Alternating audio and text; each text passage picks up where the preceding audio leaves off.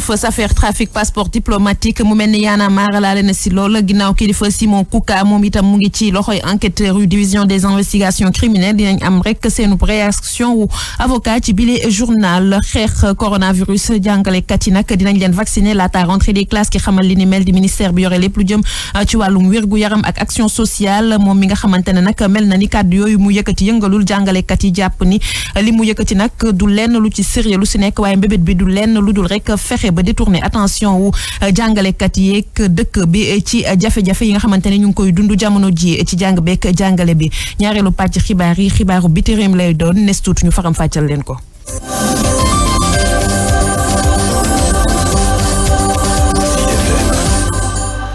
Safietou Bandiaye ci micro bi Cheikh Anta Gaye ci xarale gi rappeur bi di Kilifeu ba fi mu toll nii mu ngi ci loxo waa division des investigations criminelles garde à vue am nag dañ ko mujj prolongé de 48 heures ngir rek gën a mën a enquête activiste bu nga xamante ne dafa bootu ci mouvement Y'en a marre moom nag mujj naa rejoindre ki nga xamante ne moo di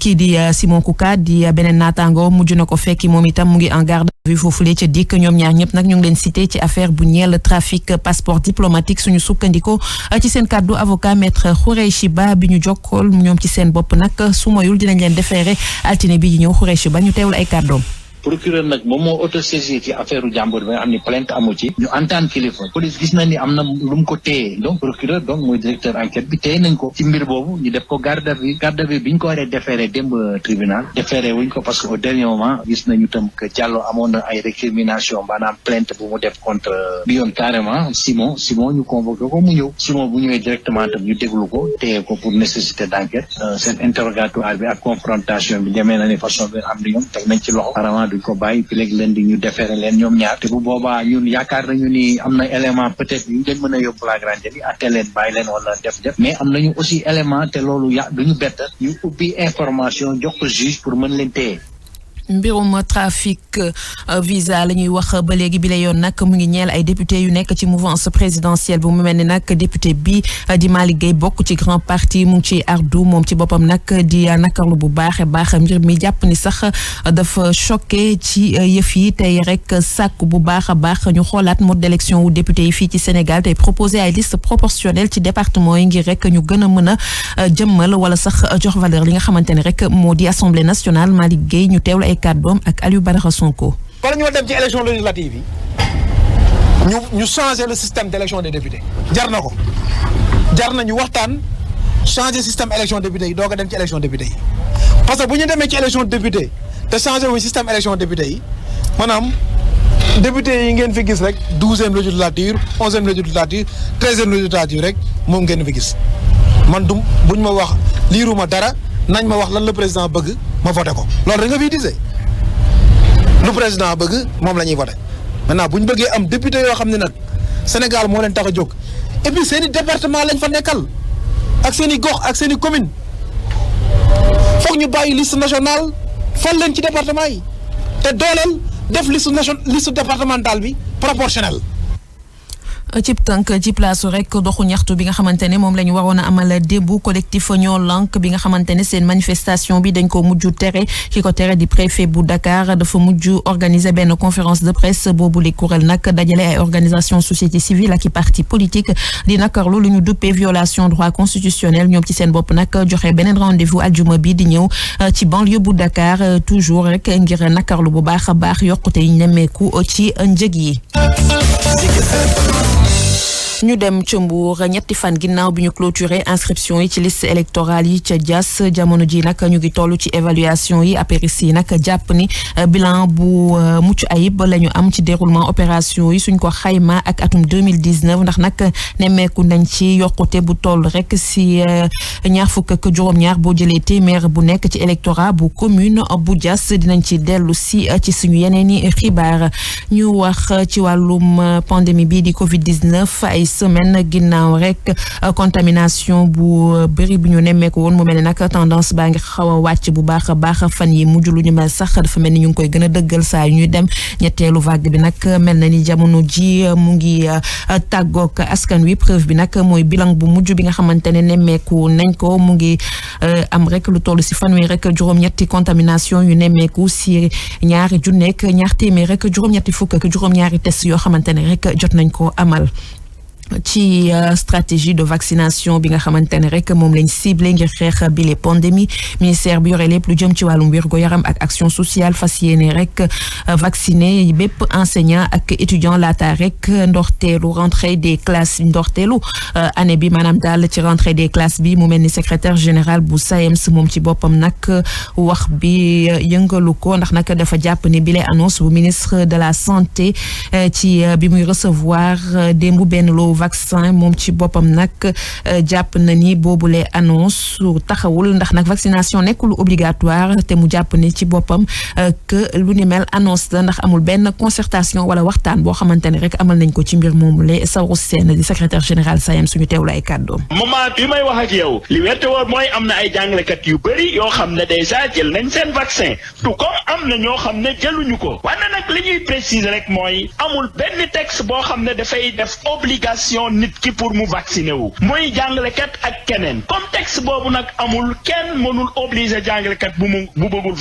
mais ñu vacciner ko kon loolu il faut mu leer donc ministre bi xëy na suggestion lay wax wante nag encore une fois de plus du loo xam ne lu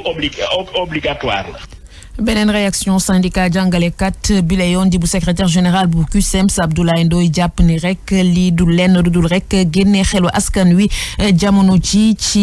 problème wala sax jafe-jafe yu dëgg yi nga xamante ne rek moom la secteur jàng beek jàngale bi di dund rawatina rek matérialisation yenn ci déggoo yoo xamante ne rek amoon nañ ko seen digganteeg nguur gi te ñoom nag duñu nangu benn yoon boobule diversion ñu teewlu ay kàddoom moom Abdoulaye Ndoye di secrétaire général bu CUSEMS.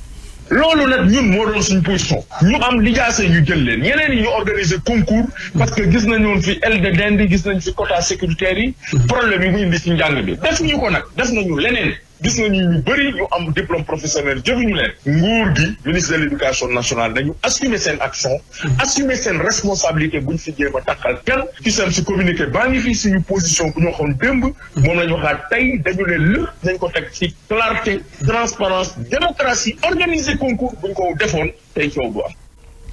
mu mel ni nag élément boobu du bi nga xamante ne rek mu di bu secrétaire général CUSEMS bi doon ardu ci diversion bi ñu jàppee rek kaddu bi ministère bi yore lépp lu jëm ci wàllum wér-gu-yaram yëkkati ñeel vaccin yi nga xamante ne dañ ko bëgg a defloo ñi nga xamante ne ñoo di jàngalekat yi ak ñii di étudiants yi moom Abdoulaye Ndoye jàpp ni lu ni mel du lenn lu dul rek génne xelu askan wi wala sax jàngalekat yi si jafe-jafe yi nga xamante ne ñu ngi koy dund jamono ji ndax te ñoom si seen bopp duñ ko nangu ndax nag am na leneen lu ñu tal lu ñu war a lijjanti lu si mel ni rek fexe ba matérialiser accord yi nga xamante ne rek amoon nañ ko ak ñoom ñu teewlu ay kàddoom Abdoulaye Ndoye. législation réglé na wax jooju. wax ji kay lu ñu war a wax. mooy ni nguur gi na fexe dispositif sanitaire bu ñu defoon ñu matal ko. ñaareel bi mooy engagement yu mu jël mu respecté ko parce que tey loolu mooy défi bi parce que nguur gi ñaari at a ngi nii waxul ci njàng mi waxul ci monitoring waxul ci dara te gis nañu président barki démb nee na nañu systématiser monitoring ñun nee nañ ko délai yu ñu tënkoon yëpp dépassé nañ ko ci protocole bi lu ñuy xaar tey mooy ay acte mbir mi nañ ko jëfee léegi parce que lu ñu war a wax yëpp wax nañ ko. ñu dem ci xibaaru biti réew.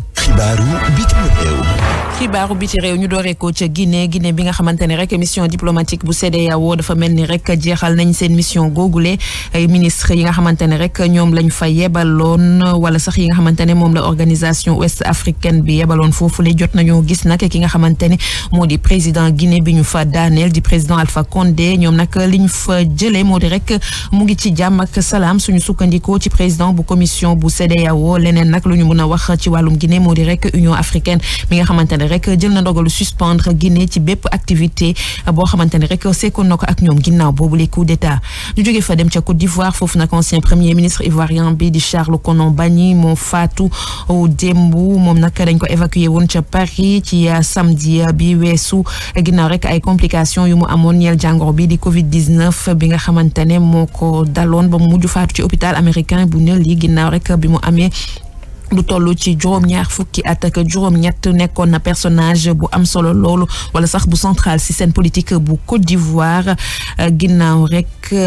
nekkoon nag ci ombre bi ci ñetti grand yi nga xamante ne rek jot na leen servir successivement ñu wax ci ñaar ci juróom-benni palestiniens yi nga xamante ne rek dañoo évadé woon ci prison israélienne ci ndorteelu semaine bi mu mel ni nag mujj na leen a capturé démb ci ngoon ci bët gànnaaru réew mi suñu sukkandikoo ci police bi ko fësal ci benn communiqué. yooyu les policiers nag yu nekk ci zone nord jot nañoo capturé bu yàggul dara ñaari prisonniers yooyu di nga xamante ne dañu rëccoon ci ville bu Nazareth suñu sukkandikoo ci police israélienne bi nga xamante ne rek joxewul yeneen i xibaar yu gën a xóot.